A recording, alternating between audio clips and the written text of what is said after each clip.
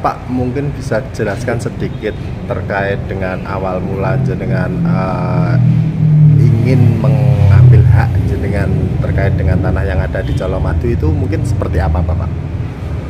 Kalau dulu kita hanya pendekatan secara persuasif nih.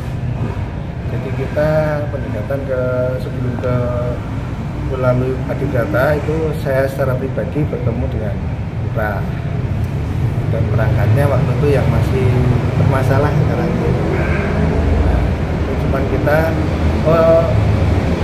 akhirnya dari sana juga ngelenggono ya, ngelenggono memberikan surat juga pengakuan bahwa itu masih diakui sebagai milik Gedong, ex-Gedong. Tapi di dalam perjalanannya ternyata tidak seperti yang kita harapkan. Muncul rumah sakit atau puskesmas Colomadu. Itu termasuk puskesmas berarti, Pak? Iya, termasuk yang disewakan itu juga, Pak? Yang disewakan juga. Disewakan jadi apa, Bu? Dan akhirnya saya tahu juga bahwa penyewaan itu uang penyewaan itu juga tidak masuk ke yang sebenarnya, tetapi sudah disalahgunakan. Berarti tidak masuk kas desa dengan tanda kutip. Dugaannya demikian, yang saya dengar demikian. Lahan itu disewa untuk apa tuh, Pak? Macam-macam ya. Ada yang untuk ikan, apa itu pasar ikan, ada yang untuk bunga, apa itu ya, kuliner, itu. Tanah milik kakek ya, Pak? Iya, ada. Jadi hasil putusan yang penetapan dari permohonan yang kami ajukan dari klien kami yaitu Bapak RM Aryo terkait dengan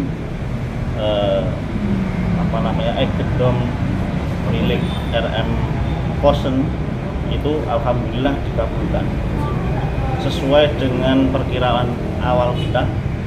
Jadi nanti tindak lanjutnya setelah ini adalah kami dari tim kuasa hukum akan membedah perkara tersebut lebih dalam lagi kaitannya dengan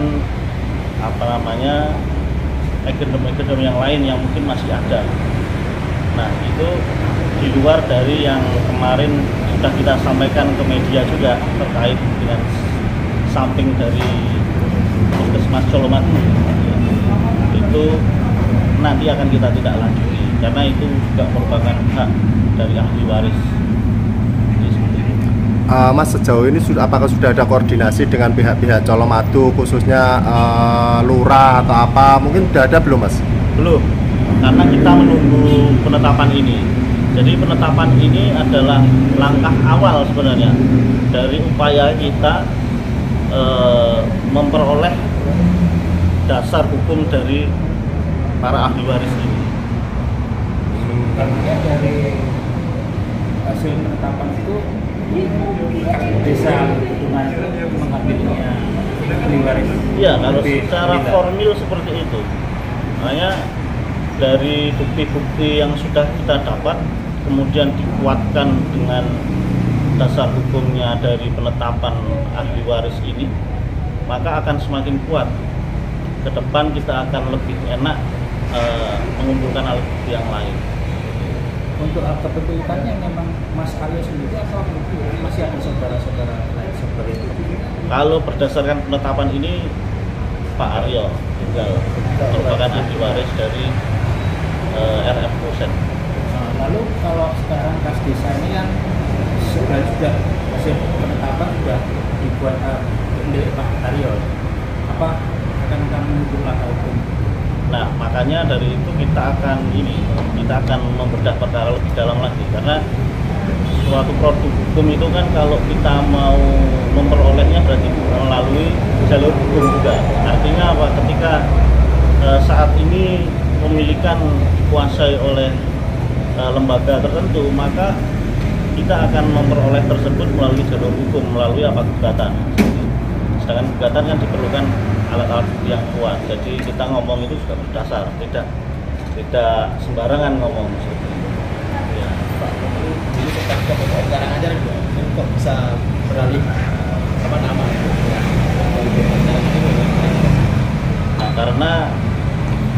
sebelumnya ini kan tidak ada yang mengurus, jadi kembalikan kepada negara. Cuman kalau ini kan sudah ada pemilik yang itu kalau Karanganyar ini juga ada juga di luar Karanganyar, seperti di Kendal. Nah, di Kendal itu juga ada hak dari Pak Aryo yang kemudian saat ini sudah diganti rugi oleh pemerintah karena terkena jalan tol.